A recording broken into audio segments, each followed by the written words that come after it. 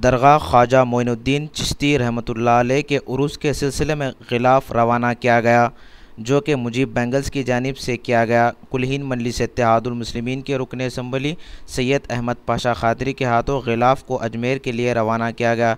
इस मौके पर रुकन असम्बली सैयद अहमद पाशा खादरी के हमरा कॉरपोरेटर मोहसिन बलाला, मुजीब बैंगल्स के ज़िम्मेदारों के अलावा दूसरे लोग मौजूद थे। उर्स शरीफ हज़रत सैयद ख्वाजा मोइनुद्दीन हसन चिश्ती संजरी सरकार गरीब नवाज़ क़िबला रहमतुल्लाह अलैह के ज़िमन में हमेशा के हर साल की तरह इस साल भी मुजीब बैंगल्स की जानिब से मंजूर अहमद साहब रुकन शुरा मजलिस इत्तेहादुल मुस्लिमीन की सरपरस्ती में गिलाफ मुबारक यहाँ से तैयार करके अजमेर शरीफ को रवाना किया जाता है। चुनाचे आज गिलाफ तैयार हो चुका और ये अजमेर शरीफ के रवाना होने वाला है।